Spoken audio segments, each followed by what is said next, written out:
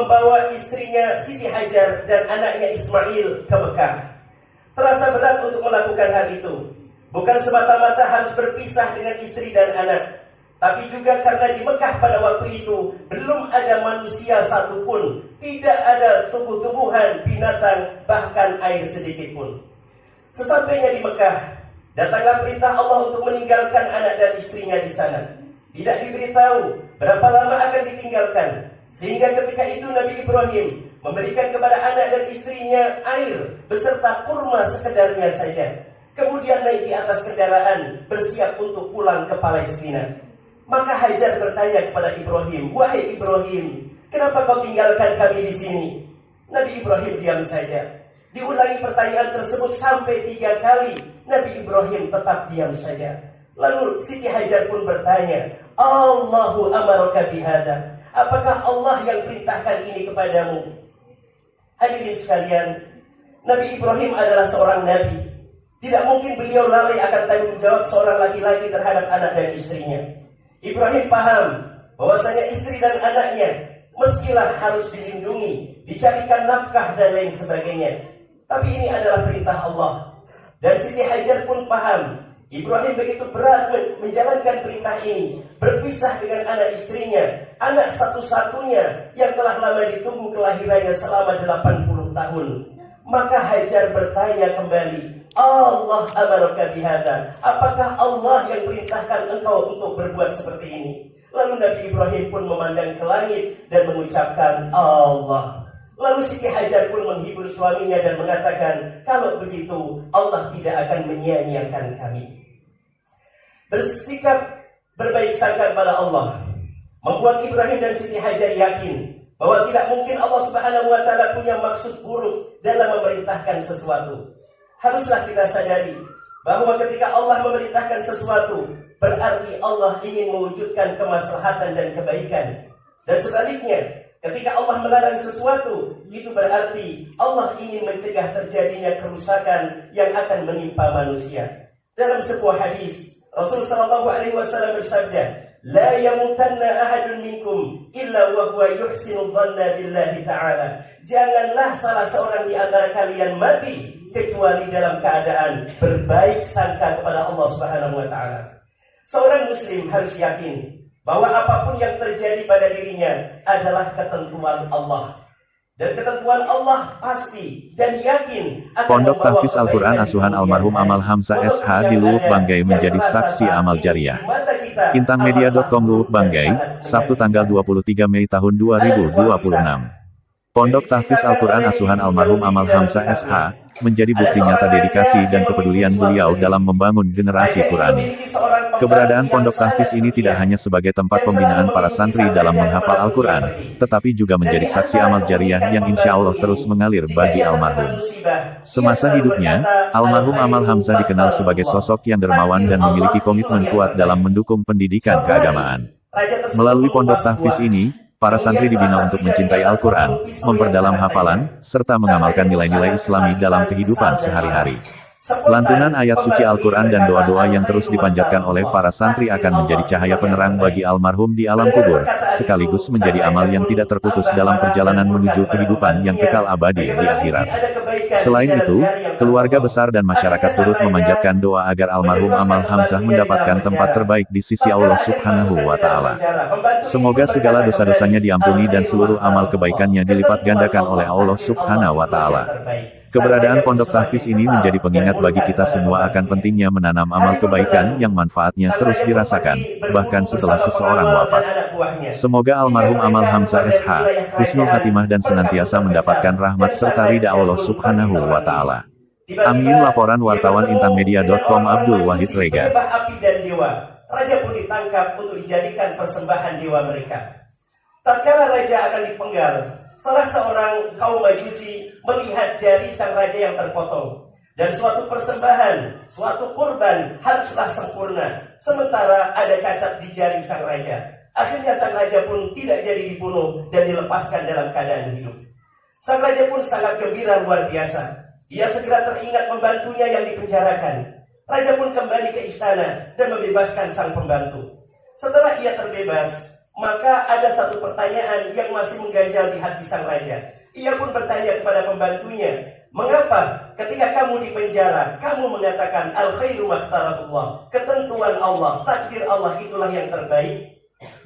Maka pembantunya pun berkata, jika aku tidak di penjara, mungkin akulah yang untuk semakin yakin bahwa ketika hidup kita terasa sempit, saat kita terjepit oleh berbagai persoalan dan musibah, seakan berjuang sendirian di tengah beratnya ujian kehidupan, maka jangan pernah lupa bahwa kita masih memiliki Allah Subhanahu wa Ta'ala.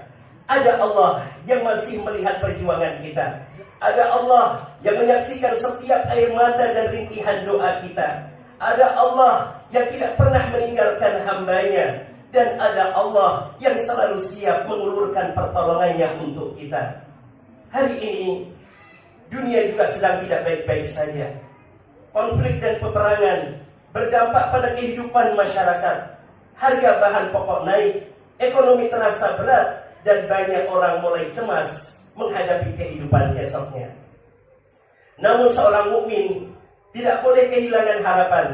Sebesar apapun ujian kehidupan, pertolongan Allah jauh lebih besar. Maka jangan putus asa. Teruslah berdoa, bersabar dan berikhtiar dan mendekatkan diri kepada Allah Subhanahu wa Ta'ala. Sebab setelah kesulitan pasti ada kemudahan. Fa inna ma'al usri yusra, inna ma'al usri yusra.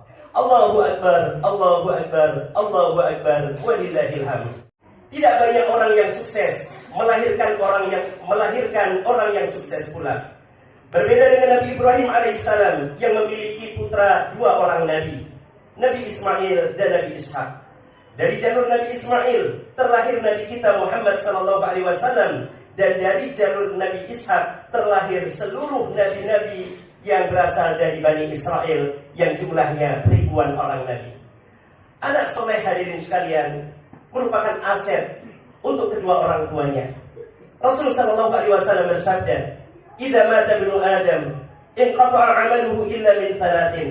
Apabila anak Adam meninggal dunia, maka akan terputus seluruh amalnya kecuali tiga.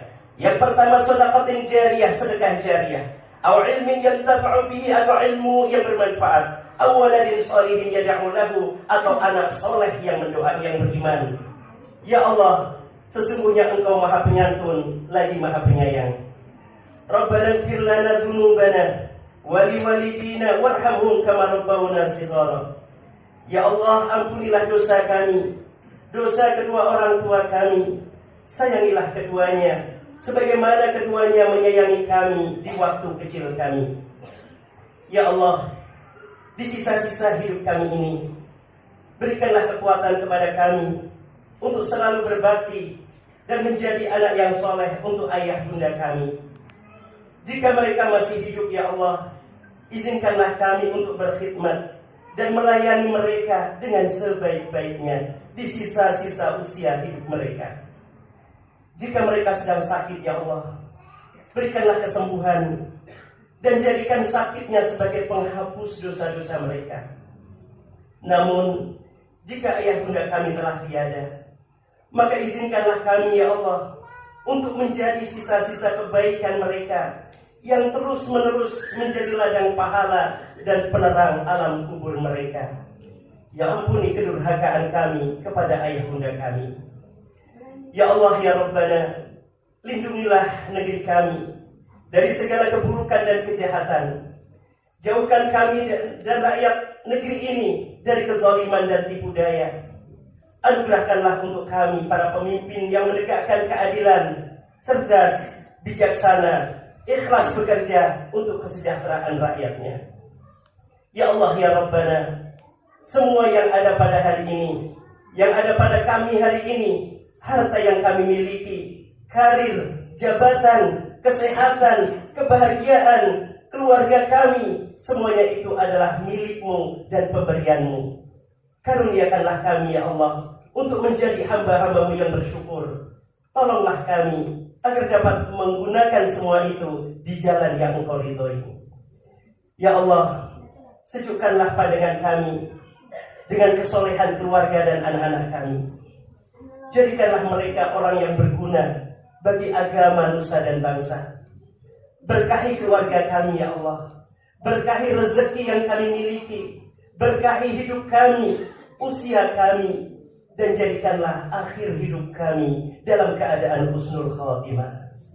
Ya Allah, Zat yang Maha mengabulkan doa, kabulkanlah doa kami. Penuhi permintaan kami. Kamilah hamba-Mu yang lemah. Harapan kami hanya kepadamu. Engkau Maha mendengar.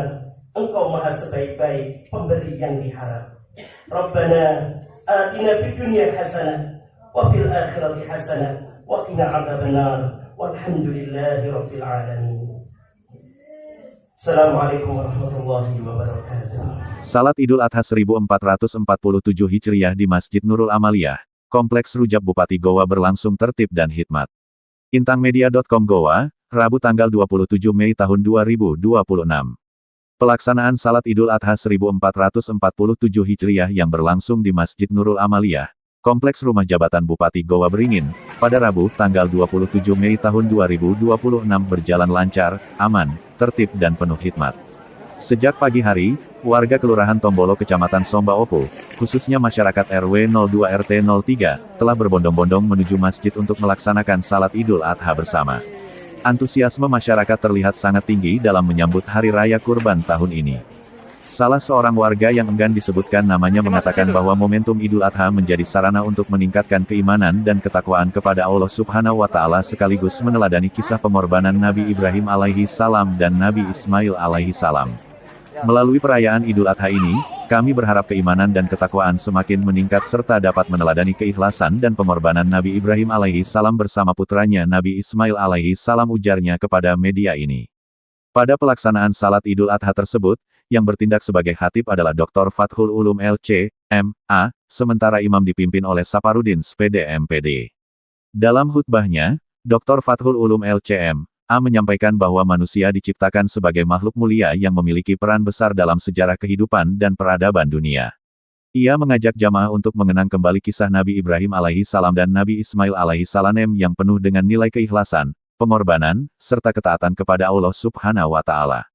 Kisah Nabi Ibrahim alaihi salam dan Nabi Ismail alaihi salam memberikan banyak pelajaran bagi umat manusia, terutama tentang nilai keikhlasan dalam berkurban demi meraih ridho Allah Subhanahu wa Ta'ala, jelasnya. Lebih lanjut, khatib menjelaskan bahwa keluarga Nabi Ibrahim alaihi salam bersama Siti Hajar dan Nabi Ismail alaihi salam merupakan keluarga agung yang patut dijadikan teladan dalam kehidupan sehari-hari. Bahkan Rasulullah Shallallahu alaihi wasallam juga mengambil banyak pelajaran dari keteladanan keluarga Nabi Ibrahim alaihi salam. Selain itu, dalam khutbahnya juga dijelaskan mengenai pentingnya memahami takdir Allah Subhanahu wa Ta'ala sebagaimana yang dialami keluarga Nabi Ibrahim alaihi salam. Menurutnya, segala sesuatu yang terjadi dalam kehidupan manusia merupakan ketentuan Allah Subhanahu wa Ta'ala yang pasti mengandung hikmah. Di akhir khutbahnya Dr. Fathul Ulum LCM, A menekankan pentingnya mendidik anak menjadi pribadi yang saleh dan berbakti kepada kedua orang tua. Anak yang saleh dapat menjadi penyelamat dan pemberi syafaat bagi kedua orang tuanya ketika telah meninggal dunia, tutupnya Intang Media melaporkan.